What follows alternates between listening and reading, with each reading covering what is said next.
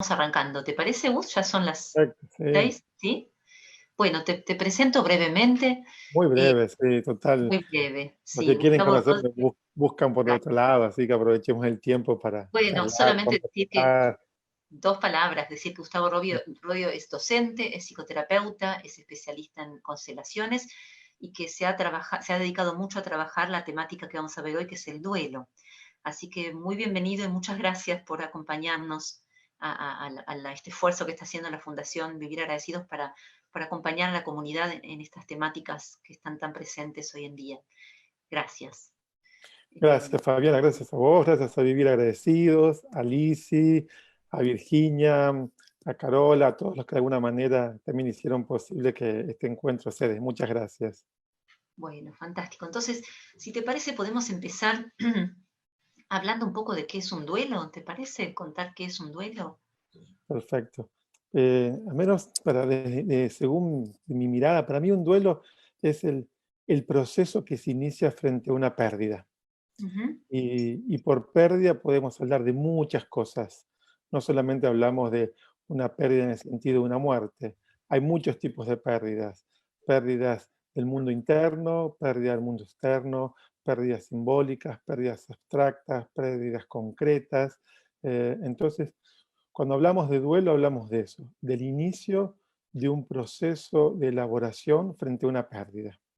ujú. Es un Interesante. camino que el alma inicia y que Ujú, tiene sus valles, sus ríos, sus montañas, a veces es más llano, a veces es más escarpado, pero también, digamos, un poco, al menos dentro de la teoría del duelo que yo voy construyendo, para mí un duelo es como la adquisición de una nueva identidad. mm. Después de un duelo, uno sale con una nueva identidad o un aspecto nuevo en su identidad, para no decir que cambiamos de identidad, pero hay una identidad, un aspecto de la identidad que es nuevo en uno. Claro. ¿Y vos suscribís a la idea de que hay como determinadas etapas de un duelo, como las que durante una época se mencionaban tanto, las de Kubler-Ross, ¿no? Las 5 etapas? ¿Hay un derrotero previsible de un duelo? ¿O cada duelo es único? Yo creo que cada duelo es único y al mismo tiempo hay cosas que son universales. Me parece que como no, lo que Kubler-Ross investigó ya por los años 60, me parece que todavía sigue vigente. Lo Ujú, importante es saber que ese camino no es lineal. Para mí ujú, no hay nada en la dimensión del alma humana que sea lineal. Eh, pero sí hay etapas y las etapas pueden ser digamos, espiralada, se puede ir, se puede volver, se puede empezar. Digamos, cuando hablamos de duelo no coincido tanto en la idea de que la elaboración de un duelo es lineal, es decir, bueno, ujú, un año, 2 años, no sé, el shock es la primera vez y después de 6 meses no tiene que haber más shock, tiene que haber otras cosas. De esa manera no, digamos, pero sí aparecen las reacciones, pero digamos, no pienso en el duelo como algo que en el tiempo el impacto del duelo, digamos, va reduciendo, sino que eso puede ir cambiando a lo largo del tiempo. Puedo sentir el mismo dolor a los 10 años de haber tenido una pérdida. Y eso no quiere decir que no elaboré el duelo. Muchas veces escucho cuando alguien tiene una reacción y dice, esta persona no elaboró el duelo". Para mí, pensar en elaborar un duelo tiene que ver ujú, con la capacidad de aceptación que tuve de esa pérdida y no ujú, tiene nada que ver con los sentimientos que puedo tener en relación a esa pérdida, porque ujú, puedo tener sentimientos muy profundos, digamos, frente a un aniversario, frente a algo que me lo evoca. eh, no sé, hoy es el día de la liberación en Italia, el 25 de abril, ¿no? Entonces me evocó muchas cosas de mis ancestros y lo que significó esa lucha, la salida de la guerra. Entonces, para mí, digamos, tuve un impacto nuevamente emocional que no tiene que ver con que no elaboré el duelo, sino que algo se volvió a activar y tuvo ujú. una curva, duró 5 o 10 minutos, tuvo su expresión emocional y se cerró. Entonces, duelo no quiere decir que uno no pueda volver a tener vivencias emocionales después de un periodo del tiempo.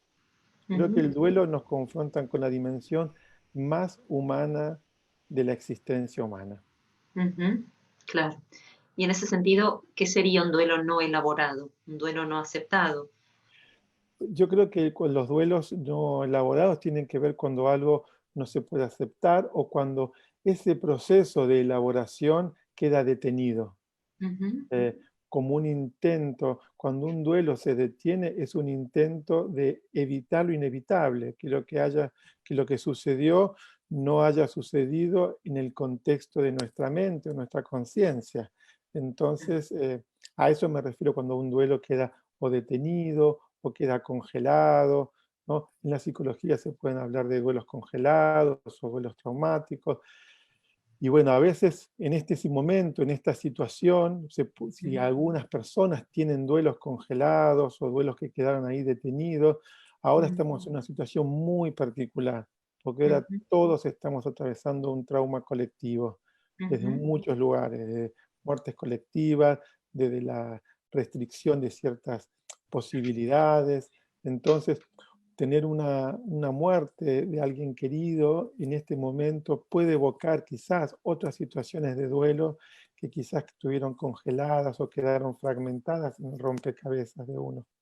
Eso en claro. un nivel personal. En el nivel Ujú, colectivo, digamos, creo que el otro día hablábamos, cuando hablábamos sobre esta charla, que ujú, en España o que en Italia hayan muerto en este periodo de mes y medio, 2 meses, 23.000, 24.000 personas, eh, aunque si tomamos la dimensión del número de lo que eso significa, digamos que aunque no me esté pasando a mí directamente, ya sabemos que en la dimensión humana lo que le pasa a otro ser humano me pasa a mí, porque ujú, todos formamos parte de la familia humana.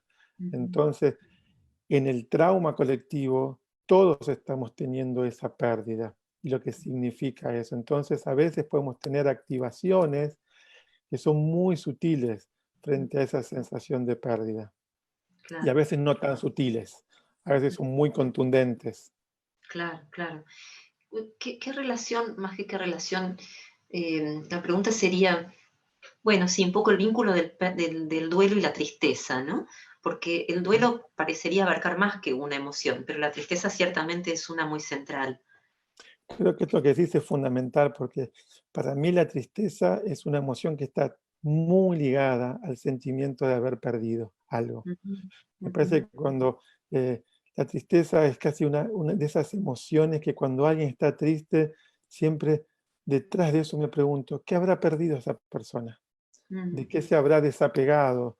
Eh, ¿qué, de qué, de qué se habrá desvinculado? Entonces la tristeza es como para mí el sentimiento primordial ligado al duelo. Eh, Después, cada persona, como sabemos, va a manifestar esa tristeza de diferentes maneras. Hay más ujú, personas que pueden manifestar la tristeza a través de reacciones de miedo, otros mm. manifiestan las tristezas a través de reacciones de enojo, pero, pero para mí el duelo y tristeza es como si fueran como hermanas. Claro, claro. Em, la tristeza a veces genera como un poco de rechazo, de miedo, porque se la asocia, me parece que erróneamente, con la depresión.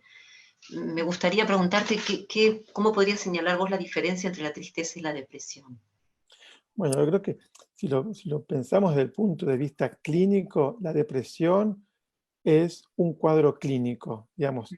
Comúnmente llamamos depresión a lo que no es una depresión, porque una depresión es un cuadro clínico con determinadas características, con Mm, determinadas cuestiones, parámetros que se deben cumplir y formas de poder ser como abordada.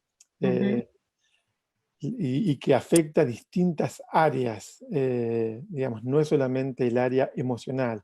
La depresión toca otras áreas. La depresión es esencial, tiene otros factores. claro. Me parece que la tristeza es una respuesta emocional con componentes somáticos, que por eso se la Ujú, confunde quizás con la depresión. Quizás la tristeza está más ligada a la angustia, ¿no? Porque la mm, tristeza se siente en el cuerpo. Es como claro. cuando uno ve a alguien y dice, mira esta persona, qué cuerpo triste tiene. Es como si la tristeza trasvasa como la emocionalidad y se puede ver en el cuerpo.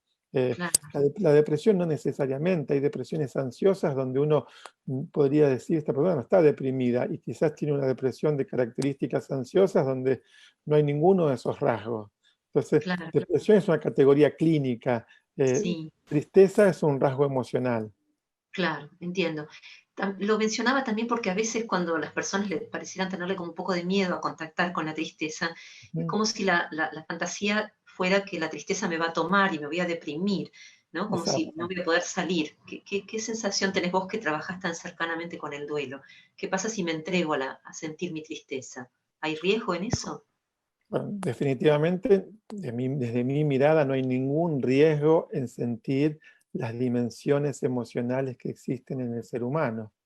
Ujú, Para eso las tenemos, son formas de metabolizar, son formas de ujú, expresar. Entonces, digamos, no creo que en la creación del ser humano haya algo riesgoso en conectarse con eso. Hay ujú, como un mito, ¿no? No te pongas triste, porque si te pones triste no vas a salir. Eh, Desde mi mirada, lo que hay que hacer es aumentar el contenedor. Es como cuanto más aumentamos nuestro contenedor, le vamos a hacer lugar a nuestro mundo emocional. Y la tristeza tiene que tener su lugar, porque la ujú, tristeza es como, no sé, es como el momento del invierno del alma. En el invierno no hay brotes, no hay flores, no hay frutos, hay un recogimiento muy profundo.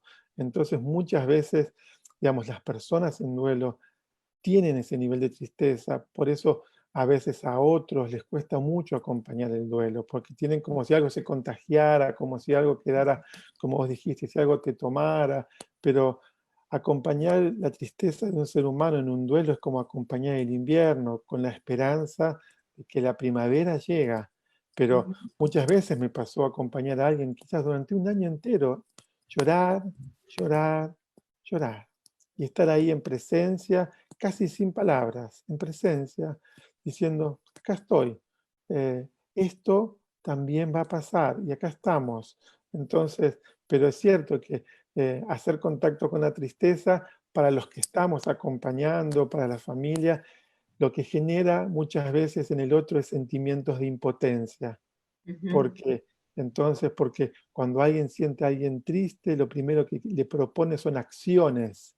Y quien Sí. está triste no quiere acciones, Mm, necesita presencia, no acciones. Entonces, por eso a veces es tan difícil acompañar ese tiempo, porque en general cuando pensamos en acompañar, pensamos en distraer, crear acciones, que la ujú. persona se entretenga, que pueden ser recursos válidos, pero hay que saber, hay que tener como un contacto muy, muy sutil con el alma de quien está en duelo, porque Ujú, muchas veces proponemos cosas, pero no hay espacio para eso. Es un tiempo de restauración y cuando uno se está restaurando, no hay espacio para accionar otras cosas. Es como en un ujú, postquirúrgico. En un ujú, postquirúrgico necesitas hacer reposo, algo para que tu cuerpo se restablezca. El duelo es como algo parecido a nivel del alma, a nivel del mundo emocional. Eh, Depende el vínculo, el apego que tengas con lo que perdiste, ya sea una idea, una ilusión, una persona, tu ser amado, necesitas como rearmar ese rompecabezas. Entonces no tenés resto ni emocional, ni afectivo, ni cognitivo para acciones. ujú. Claro, claro, o para salir forzosamente de esa emoción, claro. Exacto, es como acompañar hasta que el brote se asoma.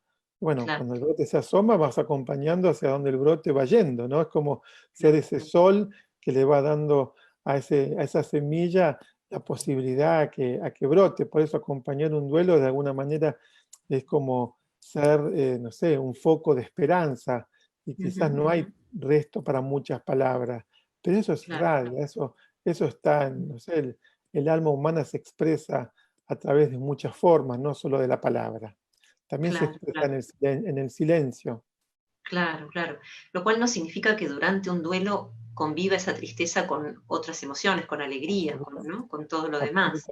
Absolutamente, absolutamente. Tiene que ver como lo que llamamos a veces hay que ayudar a como hacer como ese como reajuste cognitivo, porque a veces tenemos creencias, que si estoy triste Ujú, no puedo estar alegre, que si estoy triste no puedo... Y las emociones pueden coexistir.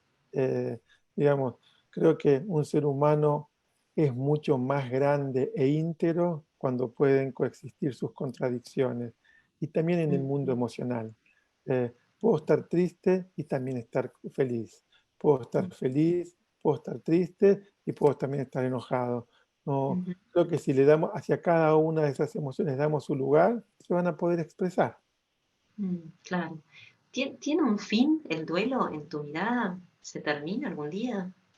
Para mí el proceso de elaboración tiene un fin y para mí el umbral del fin tiene que ver con como cuando algo adentro es, cuando uno adentro de uno dice, sí, asiento a lo que fue, como fue.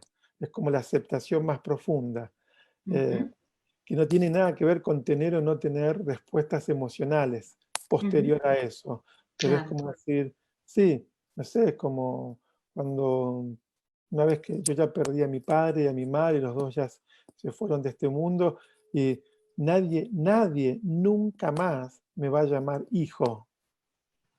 Eso, por eso hablo de una nueva identidad. Mi identidad como hijo no existe más. Ujú, Entonces esa identidad ya cumplió su ciclo. mm, Entonces hay otras identidades. mm, Y pues cuando digo sí, ya no voy a ser más hijo. No soy más hijo en esta ujú, dimensión. Entonces cuando algo así ahí se construye como una identidad nueva, con un asentimiento profundo, para mí eso es como el fin del duelo. que no es el fin del dolor necesariamente, que puede aparecer. Absolutamente no. Claro, Como para claro. mí el fin del duelo tiene que ver con dejar de querer que eso Ujú, no haya pasado. claro, claro, claro. Parecido al concepto del perdón en un punto, ¿no?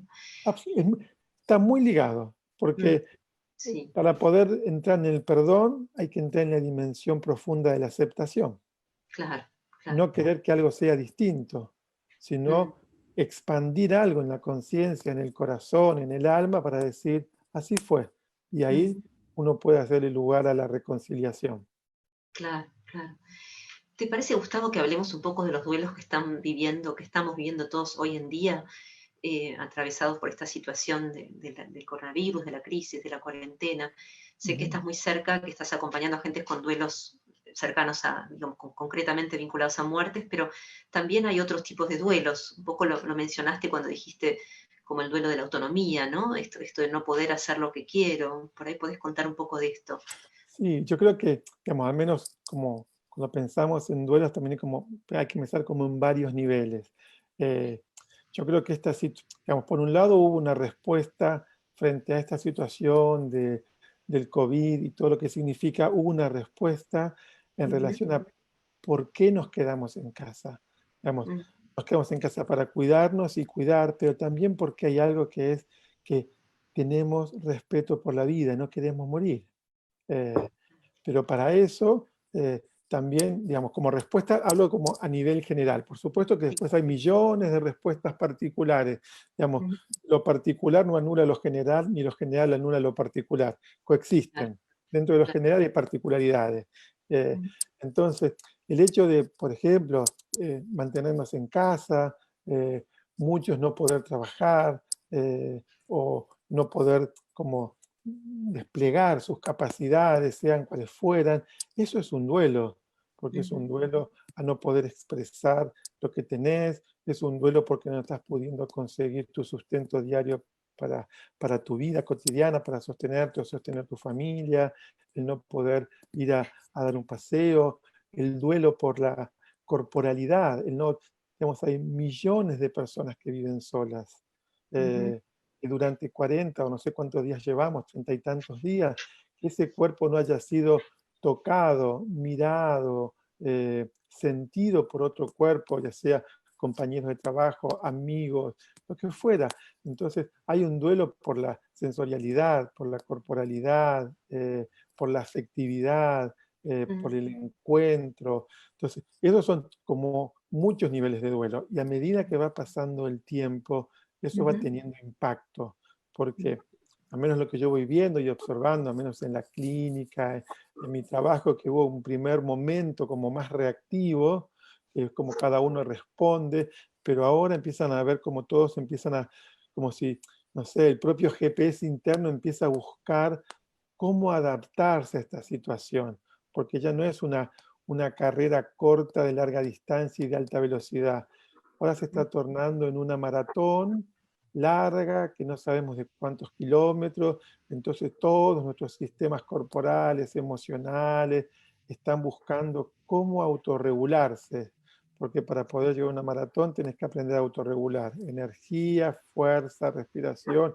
Ya estamos todos en una maratón. En esta maratón, en el mientras tanto que vamos perdiendo muchas cosas, también hay mucha gente que deja este mundo, que muere. Entonces hay características de esos duelos que son complejas, porque no Claro. poder ver a la persona, no poder despedirte, no poder tener la posibilidad de un funeral, de que estén tus seres queridos. eh, los funerales tienen un sentido tan profundo porque es la manera de armar como el sentido de la pertenencia, las conexiones con esa persona, quién fue, qué significó. Muchas veces, no sé, eh, en muchas familias, al menos en mi familia, que vengo de una familia italiana, eh, digamos, los funerales era una manera también de cada vez conocer más cosas de las personas. Mi padre falleció cuando yo era muy joven, tenía 12 años, pero mi madre, que yo era un adulto, digamos, había muchas cosas del mundo de mi madre, de sus amigas, de sus relaciones, que yo no estaba en esa cotidianeidad.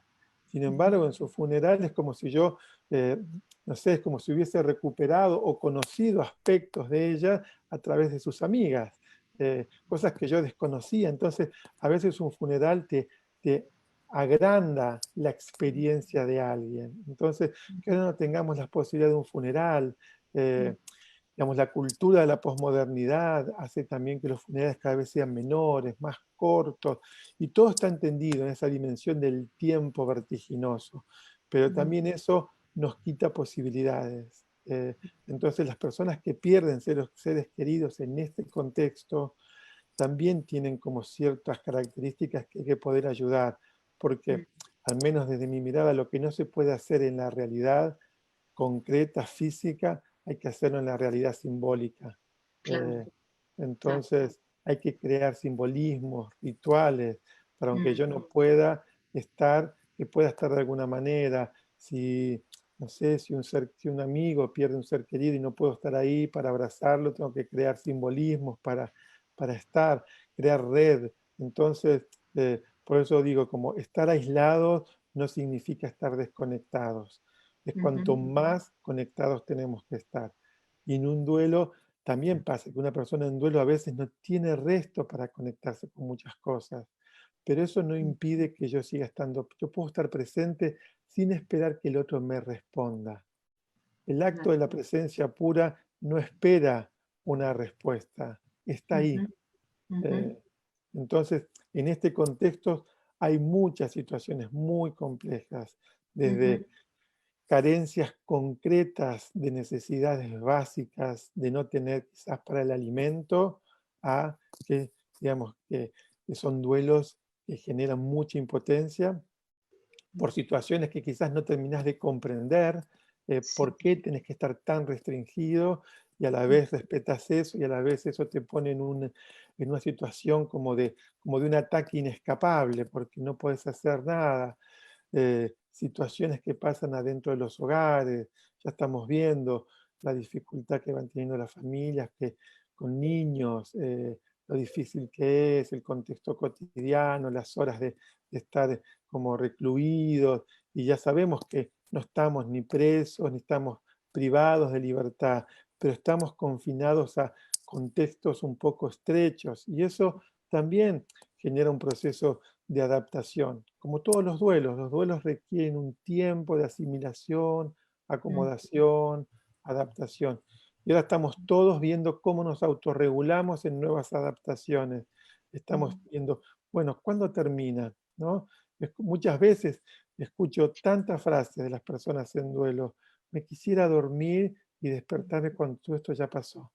Es claro, como la idea de que algo termine, como si ese proceso no tenga mm, que ser tan consciente, porque en mm, la conciencia duele, pero ya claro, sabemos que de ese dolor nacen frutos, pero a veces es muy, muy intolerable ese dolor. claro, claro. Eh, y hay que crear contextos para ayudar a eso, para aliviar ese dolor. Claro, claro. Seguramente ya estén apareciendo nuevos ritos, a lo mejor todavía no están circulando tanto, pero y cuando no están creándose hay que ayudar a crearlos, ¿no? Pero quería Absoluto. preguntar, sí, no, decime. No, no, sí, dijiste, afirmaba lo que decías. Ok, no, quería preguntarte también por los duelos temporarios que estamos viviendo. Por ejemplo, la de los abuelas que no están pudiendo conectarse con sus nietos y los nietos con sus abuelas, y hay a veces por padres separados, también padres con hijos, ¿no? Esos también son duelos a pesar de ser temporarios, ¿no? ¿Cómo sentís que atraviesan duelos así? Es un poco, digamos, está dentro de la misma línea de lo que te venía diciendo. Tienen que ver como hay duelos como justamente duelos de por las posibilidades, Ujú, digamos. En este caso, creo que vos nombrás, son duelos por las posibilidades de las conexiones, de que la afectividad circule, digamos, lo que significa para los abuelos la presencia de sus nietos o a veces de sus hijos, que también, que quizás llegan y dejan las cosas del supermercado en la puerta y por temor a ver si no sé, no quiero generar ninguna situación de ser yo portador de algo. Entonces, todo eso, digamos, genera mucha desestabilización. Eh, ujú, entonces, yo creo, y esa desestabilización genera mucha incertidumbre. La pregunta es, ¿hasta cuándo? ¿Hasta cuándo claro, va a ser esto?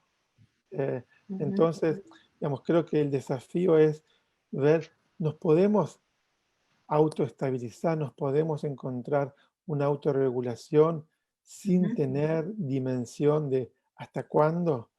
ujú, Eh, entonces es como, y ahí creo que hay que ayudarnos y volver, no sé, a la sabiduría de los programas de 12 pasos, de todos los grupos de autoayuda. Bueno, solo por hoy.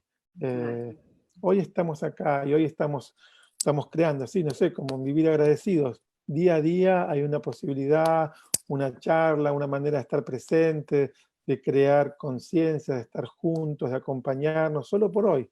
Eh, claro, Digamos, yo recuerdo a mi abuela que pasó las guerras, entonces me decía, yo miraba el cielo y decía, ¿cuándo van a dejar de pasar aviones? No había televisión, internet, nada. Eh, ¿Cómo se iban a enterar que terminaba la guerra? Cuando dejaban de pasar los aviones por el cielo y años, ¿no? Y acá estamos todos nosotros, muchos descendientes de ellos, y pasó y estamos y seguimos creando conciencia para que, no sé, para que la dimensión humana cada vez sea, no sé, más sagradamente humana. claro, claro. ¿Cuál te parece que es el rol o la importancia de emociones que hoy parecen por ahí poco apropiadas y sin embargo son tan necesarias, son como alimento para el alma, como la alegría, el entusiasmo? ¿Te parece que hay lugar para cultivar momentos de alegría aún en estas circunstancias? Un poco, digamos, tomando las enseñanzas de Brother David, que es como el mentor de vivir agradecido, yo Ujú, creo que antes de la alegría y antes del entusiasmo, yo me pondría como el suelo básico de todo, el agradecimiento. ujú, El vivir agradecidos, como de ujú, qué estoy agradecido hoy. Y como decía Brother David, no es porque porque soy feliz que puedo agradecer, sino que en la medida que voy agradeciendo, me voy tornando cada vez más feliz. Entonces, ujú, si cada uno puede mirar por qué está agradecido, creo que ujú, eso es como el terreno básico donde empezar a sembrar la alegría, el entusiasmo, también el dolor por lo que no puede ser, pero también, no ujú, sé, la alegría de encontrarnos en un grupo, aunque sea por Zoom, y para ujú, comer juntos, cosas que, no sé, que si hace 3 meses nos proponíamos eso, parecía una locura, y hoy se transformó en una posibilidad. Eh, claro, Nuestros ancestros no tenían esas posibilidades. Me acuerdo, mi abuela decía, yo tenía a mi hermana a 10 kilómetros y no podía ir a verla, porque no podíamos caminar 10 kilómetros como antes, porque corríamos riesgo de que cayera una bomba. Nosotros tenemos muchas posibilidades, ujú, estamos en nuestras casas o donde sea, los que tenemos la posibilidad de tener un hogar, una casa donde estar, eh, y tenemos muchas cosas que hacen nuestra vida, no sé, digna de ser agradecida. Y de ahí darle lugar, digamos, que estemos tristes o preocupados o comprometidos con, no sé, con la situación que estamos viviendo, que realmente es muy, no sé, profunda, es muy, es un desafío muy grande para todos. También hay lugar para la alegría, claro, como no. Ujú. Eh, Claro, me para la preguntaba, esperanza, ¿no? La la esperanza, esperanza. claro, la esperanza o incluso la posibilidad de celebrar lo celebrable. Por ejemplo, bueno, este encuentro, como decíamos, pero si uno, por ejemplo, siente ganas de ponerse música y bailar, como muchos estamos haciéndolo en este momento, recurriendo a cocinar un pan, bailar sola, bailar con una amiga por Zoom, me pregunto si esto nos genera como culpa, ¿no? Tener un momento de distensión y de alegría compartida, de celebrar la vida aún en estas circunstancias.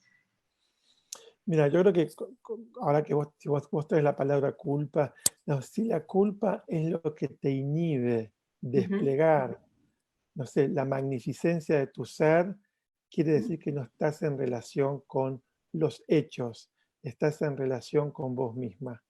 La mm, culpa, al menos para mi visión, la culpa no te pone en relación con otros, te pone en relación con tus propias ideas, con tus propios límites. mm, Eh, entonces, si hay culpa, no te estás relacionando con los otros, mm, sino hay o responsabilidad, o hay compromiso, o hay sí, reparación, ujú, hay millones de otras posibilidades. Pero si vos, como decía Mandela, digamos, Mandela tenía como un texto muy lindo, ¿no? Que ser luminosos no puede darnos culpa. mm, Desplegar nuestras posibilidades nos puede darnos culpa. Eso es la esencia de nuestro ser.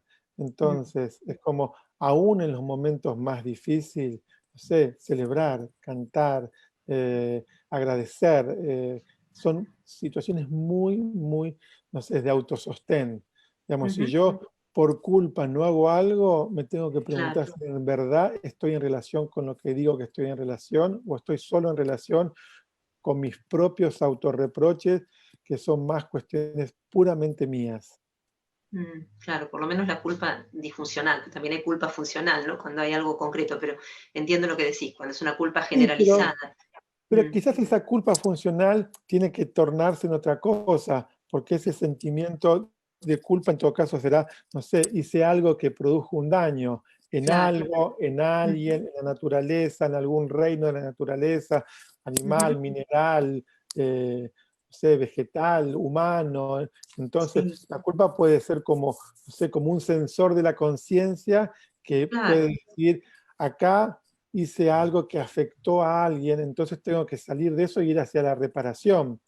claro. Eh, Ujú, ¿No? Hay una ética, ¿no? Que se llama, exacto. que es la ética del cuidado, que Ujú, es reconocer el daño, ujú, repararlo y crear las condiciones para que eso no suceda en el futuro. Pero que no claro. tiene nada que ver con quedarnos en la culpa. La culpa no repara. No, por supuesto, no. No, yo decía en el sentido de darle la dignidad a esta emoción, como todas las emociones tienen un sentido, una inteligencia propia, pero entiendo que en Exacto. el contexto en el que estamos hablando, ¿no? Una culpa más general porque yo lo esté pasando bien un rato en medio de un momento de hecatombe. Y ahí me viene la frase de Campbell, de Joseph Campbell, que decía, debes participar gozosamente de los dolores del mundo, ¿no? Mm. Porque el mundo va a tener dolores siempre. Este es un momento de particular dificultad, pero nunca vamos a estar exentos. Em, en relación Perdona, a... Fabi, Sí, creo que en relación a eso, creo que lo importante es que, como te escucho y pienso en esto, como que, que el festejo no sea para disociarme del dolor, claro, ¿no? claro, Esto claro. que decís de Campbell, eh, digamos, hay dolor y también puede haber festejo. Digamos, Ujú, que la celebración o la alegría no sea como un desconectarme, un decir, no me, como claro, transformarme en un indiferente, a eso me refiero. Digamos, que tengas un claro, momento de claro, felicidad no te hace un indiferente al dolor. claro, Te da claro. fuerza quizás para afrontar el dolor. Claro, y además es una expresión del alma, como decías, ¿no? El hecho de que uno siga acá, hoy amanecí, y por más que estoy encerrado y por más que estén pasando cosas duras, amanecí. ¿no? Y entonces hay una alegría inherente a eso, hay una taza de café, hay un sol que sale. Entonces darle expresión a esa energía del alma, así como al asombro y así como, digo, las emociones cercanas al corazón, ¿no? Darles un lugar. Me parece que no, solamente me interesaba marcar que el duelo no impide que el estado de duelo como un poco general que estamos viviendo no impide que aparezcan también estas otras expresiones. Absolutamente. Se habla mucho hoy también de microduelos. Por ahí podríamos hablar algo de esto. De alguna manera los venís nombrando, ¿no? Los duelos que estamos viviendo hoy colectivamente y socialmente. Pero también hay duelos anticipatorios. A lo mejor también podríamos hablar de esto, ¿no? Esta sensación de cuál es el mundo que nos va a esperar del otro lado de esto. Mm. Quizás también estemos elaborando algo de esto. Bueno, sí, ese es como el gran misterio. Creo que, no sé, por un lado me siento, no sé, por un lado me siento como tan tocado por estar viviendo esta situación colectiva y por otro lado, como, no sé, como una oportunidad de ser parte de una generación que al menos atraviesa conscientemente este momento de la vida. O sea, yo no pasé por las guerras que pasaron mis padres o mis abuelos, estoy pasando por este momento así como global. Sí. Entonces, lo que, por un lado, siento que como hay algo que nos confronta, ¿no? Y en ese estar confrontados, para mí lo primero es como detenernos. Para mí hay un momento donde tenemos que detenernos. Eh, y en el detenernos aparece la incertidumbre. ¿Cuál va a ser el mundo que nos encontremos? Eh, Creo que yo no lo sé.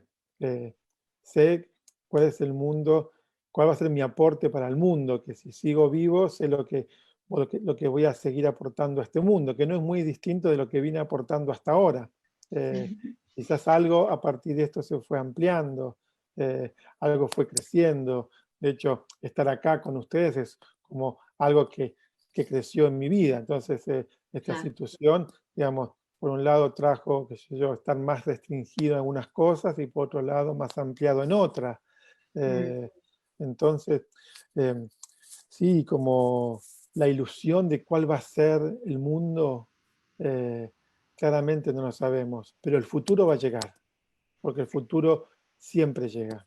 Eh, y el futuro es la posibilidad de restablecer algo. Entonces, hoy estamos creando ese futuro. Creo que lo más importante es no esperar que eso llegue, sino saber que lo estamos construyendo. Claro. Y, y no sé, los microduelos pueden ser desde, no sé, que tu hijo de 5 años no tenga su cumpleaños con sus amiguitos. O que, Las o que graduaciones, ¿no? Sí, las La- graduaciones, eh, o que nació un sobrino y no podemos ir a verlo y tenerlos ujú, en brazos, o nació un nieto y solamente lo veo por una cámara, ¿no? Entonces, pero todo lo que sucede, digamos, claramente debe tener un sentido. Hay un plan que yo no lo puedo abarcar en mi conciencia humana, pero, no sé, pienso que todos los seres que nacen en este contexto, no sé, donde la afectividad va a estar solamente limitada a su padre o a su madre, tendrá un sentido que quizás lo comprenderemos dentro de 30 años, no sé si yo estaré, pero no sé, nada es sin un sentido, todo tiene un mapa, aunque yo no lo conozca. mm. Me pregunto también si esto que estamos viviendo, que apareció de una manera bastante repentina, no sé cuánto tardó fue como, por lo menos mi vivencia fue que fue un anuncio tras otro y de golpe estábamos todos encerrados, si no tendrá también como características de estos duelos abruptos, ¿no? A diferencia de un duelo donde una persona se enferma y está mucho tiempo, se parece más a un duelo de un accidente, ¿no? Donde no hubo ni tiempo de procesar, como que estamos procesando. Absolutamente. ¿Tenés esa misma sensación? Y yo creo que vos antes nombraste el tema de los duelos anticipatorios. Cuando uno, por Ujú, ejemplo, acompaña un proceso de una enfermedad de alguien, uno va ujú, teniendo duelos anticipatorios, porque ya dijimos, el duelo no es solo por la muerte. Pero si yo acompaño a alguien que está enfermo, no sé, esa persona llegó un momento que no se levantó más de la cama, entonces mm, la persona tiene un duelo porque ya no tiene posibilidad de levantarse, y yo tengo un duelo porque ya con esa persona, hay cosas que ya no puedo hacer. Entonces esos son duelos anticipatorios. claro, Esto que estamos viviendo tiene las características, yo le llamaría de lo que la conjunción entre duelo y trauma, claro, eh, claro. Un duelo porque, traumático. exacto, por lo repentino, digamos, Ujú. en verdad estamos frente a una situación traumática, que es Traumática. Sí. repentina, intensa y encima, digamos, llamaría un duelo traumático y colectivo, porque es Ujú, individual y colectivo. Entonces es un duelo que es intenso, ujú, digamos, es repentinamente abrupto, con mm, consecuencias muy importantes y que ujú. tocan núcleos fundamentales, que es la instancia de la supervivencia. Claro, Entonces, claro. tiene características de trauma. Ujú, Entonces, en esa característica, cuando una pérdida, digamos, en este caso que es la pérdida de la autonomía, el temor a enfermarnos, el temor a morir, el temor a contagiar a otros, ujú, sucede de esa manera tan repentina, eso genera respuestas muy, digamos, desde las más básicas, que son nuestro mm. instinto básico, que va a ser? ¿Va a atacar o va a huir frente a estas cosas, que es una amenaza? Pero en este caso, Sí. digamos, vamos a tener los intentos, pero después no vamos a poder hacer mucho con eso. Entonces, digamos, o nos congelamos, que es como si no saber qué hacer, o vamos a encontrar Ujú, respuestas adaptativas. Entonces, en este contexto, justamente como hay una vivencia como de características traumáticas por la intensidad, por lo repentino, por las consecuencias, ujú, es importante, como ujú, decía antes, ampliar algo de nuestro propio contenedor, ¿no? El ujú. contenedor que, ¿dónde pongo lo que siento? Tengo que hacer crecer algo en mi conciencia, en mi fisiología, en mis, no sé, en mi marco de creencias, salir de la idea de amenaza. Nos tenemos que ayudar a salir de la idea de amenaza, Mm, porque eso, digamos, amplifica las huellas del trauma individual y colectivo. Tenemos claro. que construir más red de sostén y lo que diríamos como hay como una, no sé, como una teología que se llama la teología de la ternura. Es Ujú, como sostén y claro. ternura, vamos, para que la dimensión de trauma se alivie, digamos. No es lo mismo un trauma vivido a solas que vivido en red. Claro. Eh, digamos, esto que se dice, no, mal de mucho, consuelo de pocos, no es tan así. Ujú, Digamos, si hay un mal de muchos, pero hay red de muchos más, eso ujú. se procesa de una manera distinta. Claro, claro. Y esto de generar contención y un contenedor mayor también tiene que ver con los ritos que ya mencionaste. Me preguntaba si te parece que el hecho de que cada uno vaya creándose ritos que sean orgánicos para sí mismo, ¿no? Ritos cotidianos, compartidos o no, que le den un poco de raíz al momento y que conecten con una dimensión un poco más amplia, más espiritual, también puede ser una buena práctica, ¿no? Para estos momentos. Absolutamente, digamos, puede haber como muchas posibilidades. Si pensamos en términos, no sé, en este tiempo ya tuve 4 personas cercanas que han perdido familiares muy directos, Ujú, algunos estando acá y otros estando en el exterior, que no han podido formar parte ni de los rituales directos, me refiero a padre, madre, hijos o esposa, ujú, eh, muy directos. Entonces, eh, en estas personas, un poco lo que fuimos trabajando y ayudando dentro de la posibilidad que aún en la distancia puedan ujú, hacer su rito de despedida. claro. Eh, y un rito de despedida, en este caso en relación a una muerte, para mí tiene que tener como hacer 3 cosas básicas. Lo primero es el reconocimiento de todo lo que uno recibió de ese ser humano. Es como Ujú, si donde sea que estés, le decís a ese ser humano, papá, mamá, hermano, no sé quién fuera, Juan, María, gracias por todo lo que recibí y lo enumerás. No ujú, sé, lo segundo es alentar a esa persona en su camino hacia donde sigue, donde ujú, sea que vaya su espíritu, alentarlo, que si le tocó partir en estas condiciones, que no se retenga, que siga, que su espíritu sabe más por qué es en este momento y de esta forma. Y, ujú, y para mí, por tercero, es que de todo eso va a ser abono para mi propia vida, para que mi vida sea cada vez más fértil. Entonces, estos son como ritos que, donde sea que esté, si tengo que despedir a alguien, después poder hacer algo así. Después cada uno le sumará lo que esté dentro de sus creencias, sus cosmovisiones, sus religiones, sus propios rituales, ya será o leer un texto sagrado, o encender sus velas, o ofrendar flores, pero Ujú, estos son parte de las situaciones. Después, ¿qué pasa con los niños ujú, en la distancia, ¿no? Entonces, para mí, en lo que yo, en la formación, a todas las personas que formo en duelo, los niños tienen que formar parte de esos rituales. A los claro, niños hay que decirles que alguien se murió, hay que usar la palabra muerte como primera instancia. Después puedo cambiar la palabra, después le puedo ujú, agregar otras cosas, puedo decir lo que esté en mi cosmovisión, pero la palabra muerte es importante.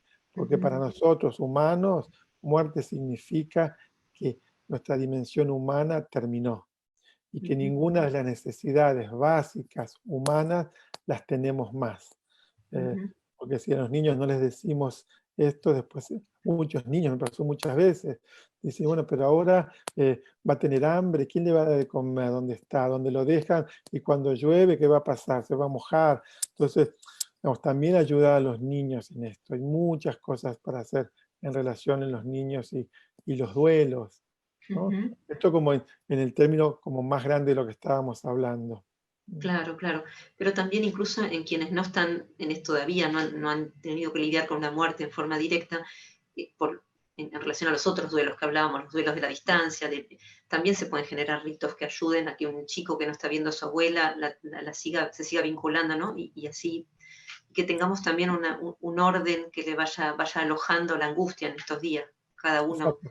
En ese caso, que serían como los duelos por las vinculaciones, por las presencias y las otras personas están, yo creo que lo que hay que, digamos, quizás, digamos, ¿qué hace un rito? Un ritual. Un ritual une como algo invisible con algo visible.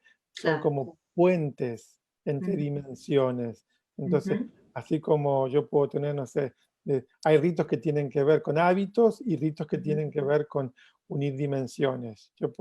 Entonces, que no tiene nada que ver con los rituales obsesivos, ¿eh? No, para que no se sí, generen confusiones. sí, Eh, sí, pero si yo, digamos, yo puedo tener como un hábito, ¿no? Que sería en sí. este caso de, no sé, decir, bueno, voy a llamar todos los días a estas personas que sé que están solas, Claro.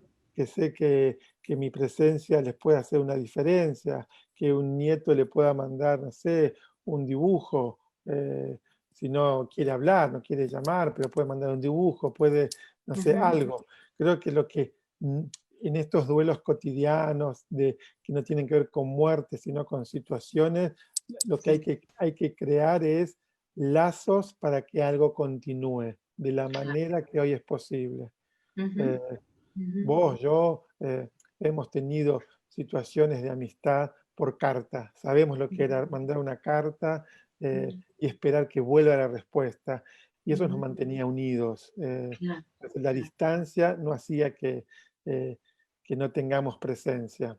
Eh, Ujú, yo tenía un entusiasmo cada vez que yo mandaba una carta porque sabía que, no sé, en un tiempo, 1, 2, 3 meses, depende de dónde era, de quién era, venía y cuando llegaba la carta esas de vía aérea, que ujú, eran con papelito muy finito para escribir, no sé. Entonces, ujú, hacer ritos de presencia son muy importantes. Yo tengo claro, claro. amigas y amigos que cotidianamente nos enviamos cosas, todos los Ujú, días algo, no sé, una foto, una flor, una palabra. ujú, Nos visitamos claro. con gestos de Ujú, ternura. Por eso hablaba claro. antes de la revolución de la ternura. Eso Sí, alivia la ujú, desesperación. claro, claro. Y también incluso ritos anticipatorios, ¿no? Por ejemplo, decirle al chiquito cómo vamos a ir a comer, qué vamos a hacer cuando esto se termine, ¿no? Como un poco como en la idea del principito que anticipadamente disfrutaba de lo que va a venir. Se me Ujú. ocurre que también es un rito que puede servir. Te voy a hacer una última pregunta, porque sé que estamos llegando a la hora y por ahí damos tiempo a que pregunten los demás. Y tiene que ver con esto que decís, la ternura. Y yo lo pensaba en términos también de autocompasión, en el sentido de que si bien racionalmente los adultos al menos podemos entender lo que está pasando y la necesidad de quedarnos en casa y de mantenernos dentro de ciertas normas, algo en el alma y en el cuerpo se revela un poco contra esto que está pasando, ¿no? ¿Por qué no puedo ir a ver a tal persona? Entonces me preguntaba qué importancia podía tener en este momento la autocompasión para alojar ese lugar tiernito de cada uno que no está, que le resulta más difícil acceder a todo lo que estamos teniendo que vivir hoy, que se revela un poco contra lo que está viviendo. Sí, bueno, creo que eso toca puntos muy personales, ¿no? De cada persona, cómo cada uno vive las restricciones, cómo cada uno vive los límites, cómo cada Claro, uno acepta, ¿no? por, Eso es tan personal, ¿no? Es sí, como, sí, totalmente. Pero un amigo me decía con estas palabras ayer que una persona sumamente racional, me decía, yo racionalmente entiendo todo lo que está pasando, pero hay otra parte, porque está solo, ¿no? En aislamiento solo. Me decía, siento como una corriente de enojo por debajo. Entonces ujú, yo lo que me preguntaba al escucharlo es, ¿qué necesidad en este momento de autocompasión para albergar las emociones difíciles que están por debajo, ¿no? Porque uno puede ser muy racional y hacer todo lo que hay que hacer, pero hay un montón de emociones que están fluyendo y pidiendo ser recibidas. No, me parecía que la autocompasión también era un ingrediente necesario de este momento. absolu- absolutamente. Creo que con todas esas emociones, yo creo que lo primero frente a las emociones yo las puedo tomar como visitantes que golpean la puerta de mi casa. Y Ujú, a todas les tengo que abrir la puerta. Y lo ujú, que tengo que hacer con ellas es, no sé, sentarme y entrar en relación. Y si debajo hay enojo, tengo que entrar en relación con ese enojo. ujú, Y como enseñó un gran terapeuta en argentino, Norberto Levi, ¿no? Entrar mm, en diálogo con esa mm. emoción. ¿No? Él habló tanto de la sabiduría de las emociones. Entonces, bueno, hay enojo, entro en relación con eso. Y ahí pregunto, ¿qué hay también debajo de ese enojo? ¿Qué necesita ese enojo? Y como vos decís, la autocompasión, quizás yo la llamo ternura, Mm, otros tengan otros nombres. Ya sabemos que las palabras a veces ayudan a unir y a veces separan, ¿no? Es ujú, como, pero si cada uno puede ir más allá de, como del significado de las palabras, ir como a la esencia, a la vibración, creo que mm, lo que estamos hablando es que frente a cualquier visitante de emociones que venga dentro nuestro, es tener una relación, no sé, amorosa, compasiva, tierna, digamos, de acogida. claro, Eh, claro, y ahí vamos a encontrar cuál va a ser el mejor gesto, la mejor actitud frente a eso. Y creo que frente a todo lo que nos pasa a cada uno, digamos, cuando a mí a veces me preguntan, no sé, ¿cómo estás? No sé, como un péndulo, a veces me muevo más veloz, a veces más lento, en un arco iris de sensaciones, a veces de calma, a veces de inquietud, pero siempre digo, bueno, a eso le quiero hacer espacio, porque claro. si le hago espacio, si amplío mi contenedor, lo voy a Ujú, poder relacionar. Entonces, la autocompasión, la ternura, la calidez, el diálogo, no sé, el nombre que cada uno sienta afín, creo que es importante. Totalmente de acuerdo con eso que decís. bueno, muchísimas gracias, Gustavo. La verdad que es sumamente interesante todo lo que estás contando, es muy claro. Me gustaría ver si por ahí hay preguntas, o mejor dicho, invitarlos a que hagan las preguntas que hayan estado apareciendo durante la escucha. Acá estoy mirando un poco Los eh, chats hay millones de cosas, de un gente, montón qué de lindo cosas, eso. sí. Sí. Ana dice, ¿la aceptación y la tristeza también conviven o cuando hay aceptación se diluye la tristeza? Es una pregunta. ¿La aceptación y la tristeza también conviven o cuando hay aceptación se diluye la tristeza? Preguntan. No, para mí, digamos, es como, la aceptación es como, es un gran umbral. Y en ese umbral pueden atravesarlo, pueden, no sé, habitar muchas emociones. También la tristeza. Ujú, Eh, digamos, para mí la aceptación es como lo que decía antes, como darle acogida a las cosas. claro, eh, y no querer que cambien solo por mi voluntad, se irán transformando en la medida de su proceso, porque todo tiene un comienzo, un desarrollo y un final. Todo en la vida tiene un comienzo, un desarrollo y un final. Hasta mi propia vida tiene eso. claro, Entonces también una emoción va a tener un inicio, un desarrollo y un final, excepto que yo me obstine en quedarme fijado en un punto. Y aunque me obstine, igual también lo va a tener. Claro, claro. No va a haber forma de que no lo tenga. Acá te están haciendo unos comentarios hermosos, me gustaría leerte. Acá dice, soy Diego Subiate, clarísimo lo que planteas, es de mucha iluminación, tiene la fuerza de Diego, los... amigo, querido, compañero de la facultad, que usted estudiamos Mira, juntos de tantos la años, fuerza gracias. de lo simple y lo profundo. Si alguno tiene alguna pregunta, este es el momento de levantar la mano. Pueden levantar la mano virtual o física. Bueno, física no, porque no los vamos a ver. La mano virtual. Y Acá Germán nos pregunta cómo elaborar los duelos que quedaron congelados hace mucho tiempo.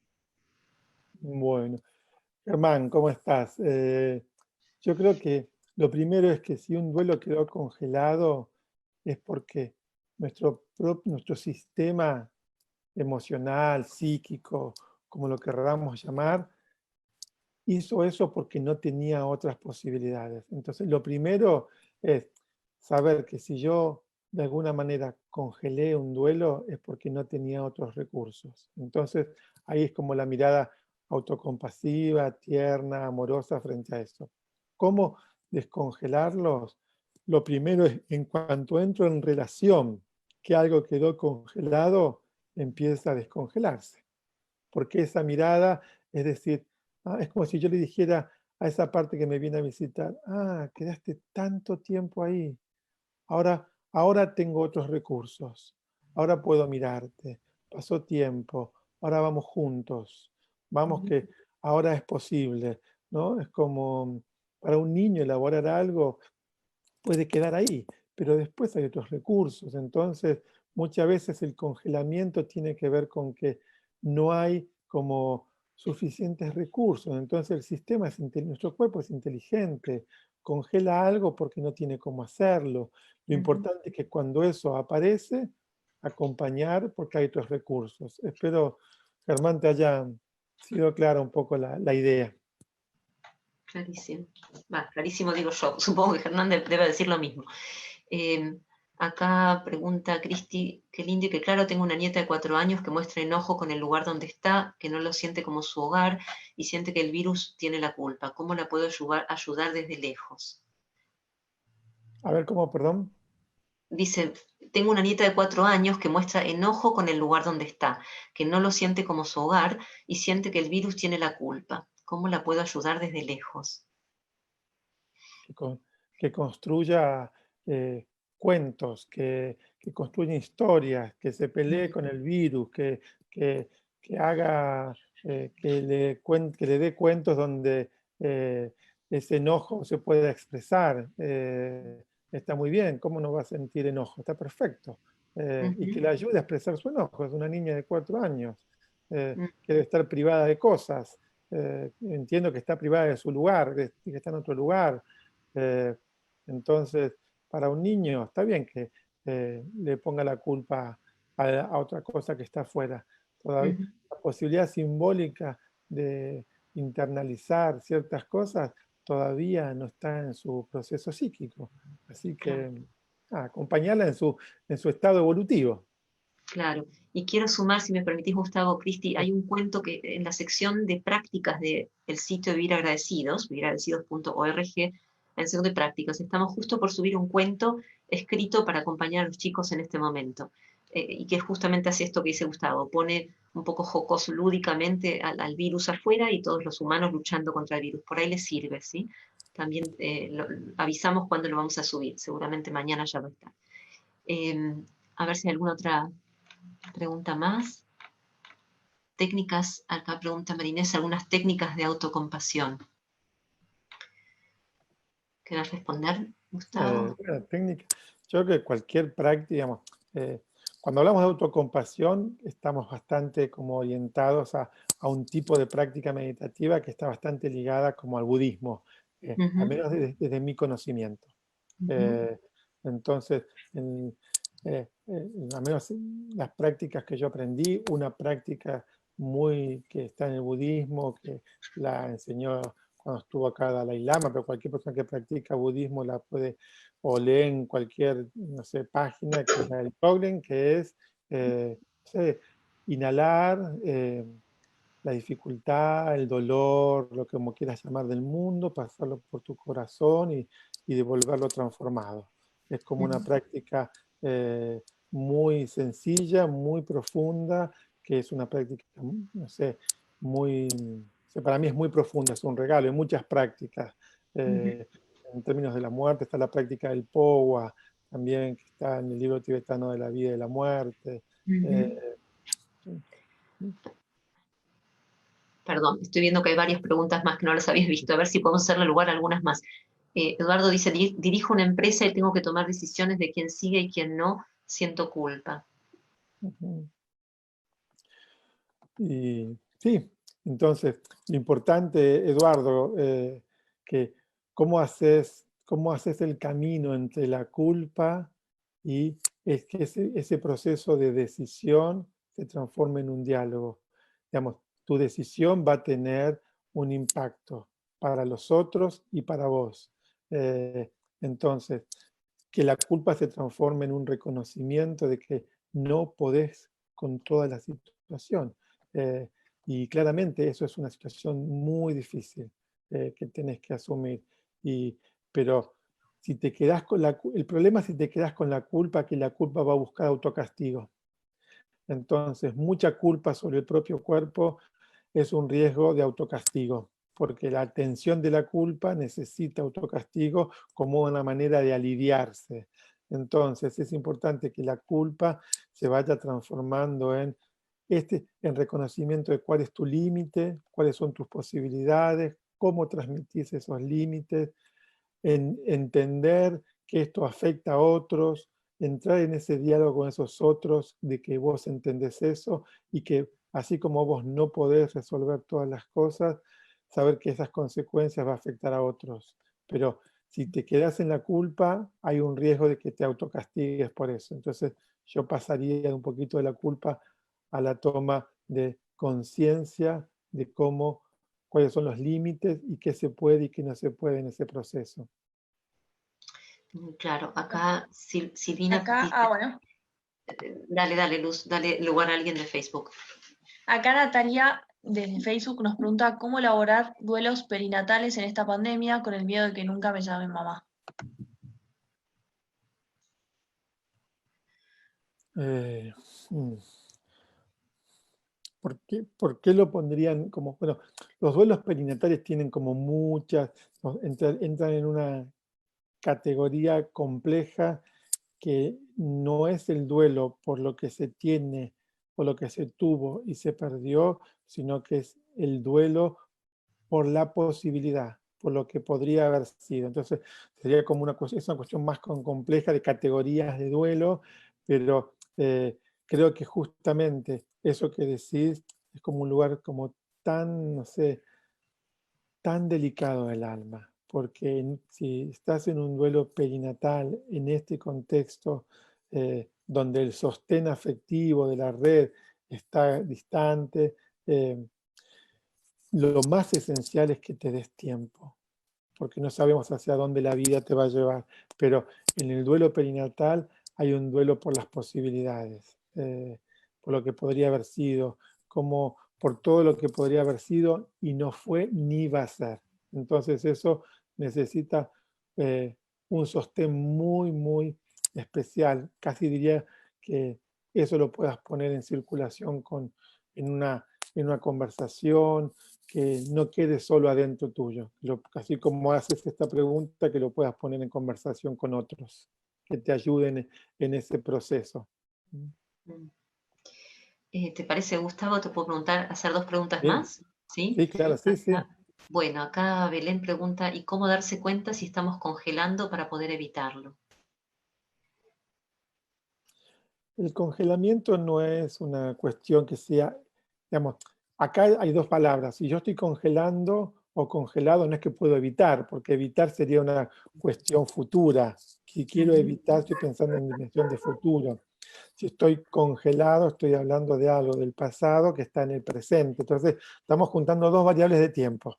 Entonces, para saber si estoy congelado, digamos, un indicador de algún congelamiento es cuando algo en mí está como muy fijado.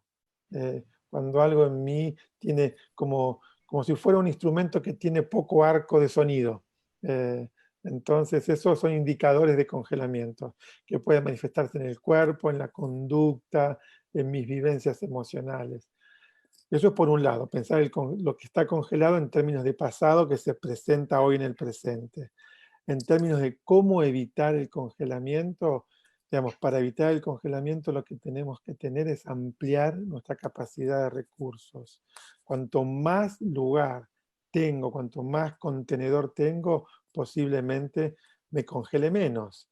Digamos, uno se congela con aquello con lo cual no puede. Y hay muchas cosas que no podemos, pero si tengo recursos, si tengo posibilidades, es como decir, si yo empiezo a tener una dimensión de que no me tengo que defender de la muerte, porque la muerte es algo que me va a llegar, posiblemente frente a una posibilidad de muerte, tengo una primera reacción de congelamiento, como una cuestión de supervivencia que está en mí, pero después voy a tener recursos que van a estar en mi conciencia de que, bueno, si es mi hora está bien, entonces me voy a congelar menos. Entonces, para no congelarse hay que crecer interiormente. Cuanto más grande estás en tu conciencia, en tu alma, en tu dimensión, posiblemente tengas menos congelamiento.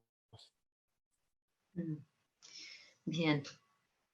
Lorena dice, ¿cómo hacer para continuar transitando un duelo anterior a esta situación de la pandemia y que todo lo que está sucediendo no nos afecte más? Lo primero es saber que es imposible que algo no te afecte más. Volvemos como a esa dimensión, es como decir, a veces uno no quiere, entonces dice, no quiero que me afecte más nada porque no tengo más resto. Entonces, bueno, entonces uno dice, no tengo más resto, perfecto. Pero es importante, si uno se encuentra diciendo que hay algo que no quiere, que por ahí va a tener más dificultado el camino.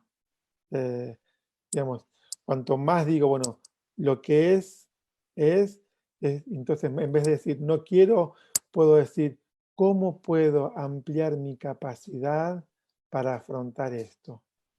Que es distinto a decir no quiero esto. Es como decir, si esto me sucede, obvio que digo no quiero, porque es la primera reacción. Y después puedo decir, bueno, no sé, con quien sea que uno se relacione, no sé, yo puedo decir, Dios mío, dame, no sé, la posibilidad, la fuerza para ampliar mi conocimiento, mi fortaleza espiritual, para saber cómo afrontar esto. Entonces ya no es que no quiero, sino pido asistencia para relacionarme con lo que me pasa y poder afrontarlo, que es diferente a decir no quiero esto. Bien, y Silvina dice, en medio de mi duelo, la tristeza y la angustia ocupan todos los espacios y no me permiten darle lugar ni siquiera a la sonrisa. No es una pregunta, es compartir un Sí, testimonio. sí, pero me parece que en algún punto debe estar como preguntándote qué hace con eso, ¿no? Y si podés, abrazar la tristeza. Va a llegar a su momento donde le va a dar lugar a otras posibilidades. Y hay que ver si esas otras posibilidades no suceden porque la tristeza inunda todo o porque en tu mundo de creencias o ideas quizás no le estás dando lugar. No lo sé, porque no sé cómo es tu mundo, pero si es la tristeza, entra en relación con esa tristeza eh, y, y decirle a la tristeza que entre las lágrimas te permita esbozar una sonrisa. Y quizás puedas estar triste y de tanto en tanto sonreír. Hermoso.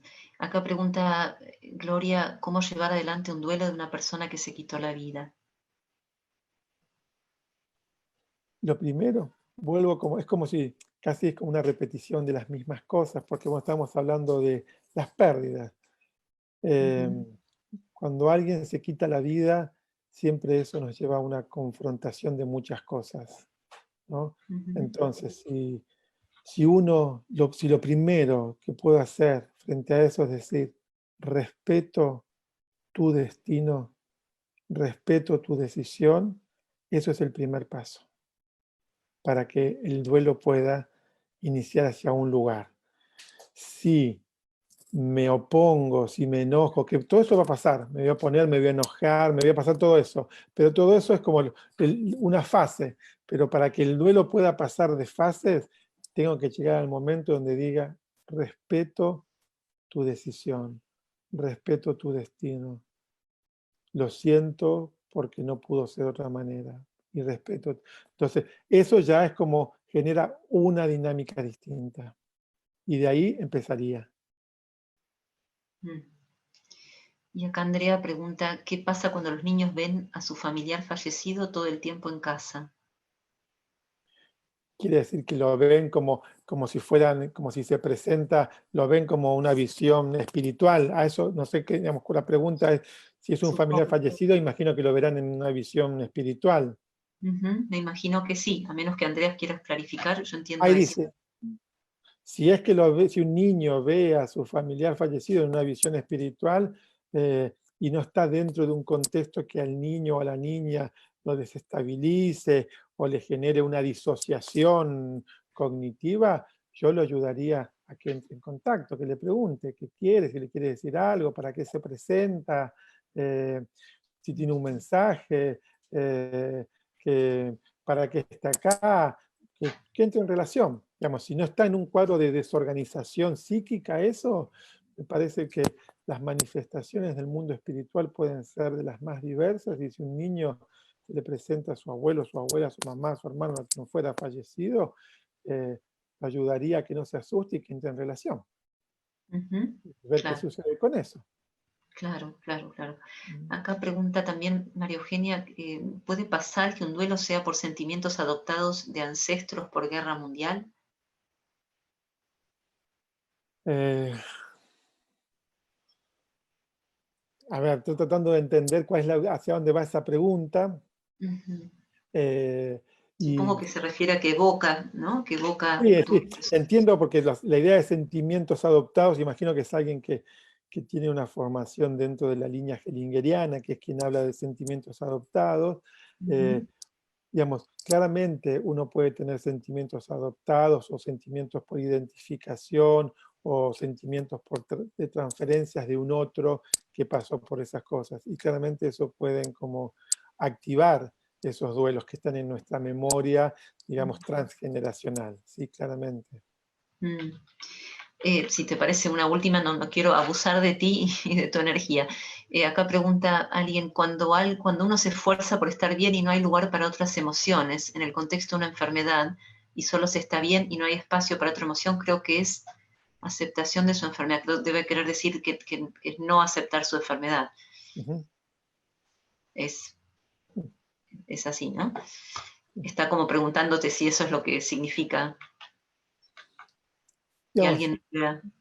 es difícil responder una pregunta así sin tener como más contexto, pero Mm, lo que creo que frente a este comentario de esta persona, lo importante es saber que todo está en movimiento. Y lo que yo no sé, que trabajo y trabajé tantos años en cuidados paliativos, acompañando a las personas en fin de vida, muchas veces hubieron cosas que no pasaron y quizás pasaron el último minuto antes de dejar esta vida. Entonces, uno nunca sabe. Eh, ujú, quizás lo que hoy no es, quizás es mañana. Lo importante es estar ahí presentes, abiertos, eh, con el corazón disponible, y quizás lo que hoy no se acepta, mañana se acepta. Y quizás lo que parece que no se acepta, se está aceptando de una manera que es invisible. O sea, la dimensión humana, el alma humana es insondable. Solo mm, podemos ver una partecita. mm. Hermoso. Bueno, Gustavo, yo quiero agradecerte un montonazo el tiempo que nos dedicamos. Hay más, nos dedicaste, hay muchas preguntas más, o algunas preguntas más, pero no quiero cansarte demasiado. Así que voy a agradecerte en nombre de todos, sobre todo de Vivir Agradecidos, pero de todos los presentes que de hecho te están agradeciendo de mil maneras. Después te mandamos el chat para que los puedas leer porque Bueno, son gracias. cosas preciosas. Si nos permitís un minutito, me gustaría compartir de parte de Yo Vivir antes que, Agradecidos. Sí, perdón, claro. Bueno, primero hagamos esto que tenías y después, antes que cierres, quería leer algo de Brother David en relación a esta hora, a la hora de la víspera. Pero Es por esta hora. favor. Primero, ¿Seguro? Sí, primero hagamos eso, que es como esa, y después terminamos con esto, ¿sí? Dale, perfecto, buenísimo, gracias. A ver, Luz, ponenos ahí Esta es una pequeña invitación, es muy breve, pero tiene que ver con lo que estamos hablando, porque como notamos un fenómeno que es esta especie de clima a veces un poco hostil por causa del miedo que hay en las calles, donde no estamos vinculándonos como podríamos, aún guardando las distancias necesarias, podríamos vincularnos y armar esa trama y esa red que decía Gustavo, que es lo único que en este momento nos va a ayudar a todos a salir de esto más o menos sanos y quizás un poco más sabios, ¿no? Entonces, como para volver a restaurar esa red, a pesar del miedo, estamos creando esta campaña que se llama Contagia tu sonrisa o Compartir tu sonrisa. El apoyo es pedirles que suban, mejor dicho, a sus Instagram o a su Facebook la foto de su sonrisa con la etiqueta, con el hashtag, mejor dicho, con el hashtag yo te veo, y con la etiqueta de bien agradecidos, para que nosotros podamos recoger todas esas sonrisas y después difundirlas y hacer acciones con eso. Pero esto es una apoyatura para recordarnos a todos que cuando nos encontremos por la calle nos registremos, nos extendamos una mirada, un saludo amistoso, amoroso, y nos volvamos a sentir como parte de una gran comunidad que somos. Gracias Luz. Ahora sí volvemos. Gustavo. Gracias. Y también podemos sonreír a través de los ojos, ¿no? Aunque tengamos nuestra tapaboca, a través de nuestra mirada podemos sonreír, y eso es importante. Y abrí un libro de Brother David, que bueno, que supongo que estará en Vivir Agradecidos, que es la música del silencio, ¿sí? Que es un libro que a mí me encanta, como mapa, como inspiración, más allá de las creencias de cada uno, ¿no? Y habla en relación a la víspera, que es esta hora, la hora del ocaso. Y dice, vísperas es la hora que convoca la paz interior, que es la reconciliación de las contradicciones que hay dentro de nosotros y a nuestro alrededor. En el libro de las horas, Rilke tiene un bello poema donde habla de alguien que hace las paces entre las muchas contradicciones de su vida. El poema desafía la traducción, pero la transcribiría así. Quien reúne todas las contradicciones de su vida en una sola, hace de ellas, agradecido, un símbolo único. Expulsa de su palacio a los ruidosos y se torna festivo de una manera nueva. Entonces, vos, refiriéndose a Dios, lo hace de invitado y le da la bienvenida en las amables horas del crepúsculo, y así te abrís a un diálogo profundo con Él en las horas de la víspera. Hermoso, gracias, y qué apropiado para este momento y para este cierre.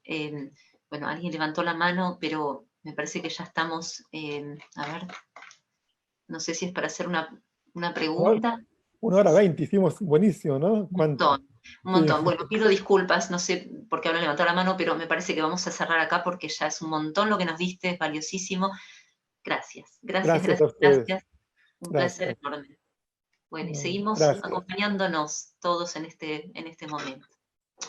Nos saludamos. Si querés, quédate un segundito que vamos a desmutear a todos para que te puedan saludar y vos podés ir viendo las caritas de todos que no las viste. ¿Sí? Así que si quieren saludar y desmutearse y ponerse cámara. Hola, Gustavo. Hola, Gustavo. Hola, Diego. Gracias. Gracias. Bueno. Gracias, Álvaro. Gustavo, la Fabi. Gracias. Total. Gracias, Gustavo. Gustavo. Chao, Gustavo, gracias. 25. Amores todos. Gracias. Juancho, Lau. Gracias. 28, Muchas gracias. Gracias.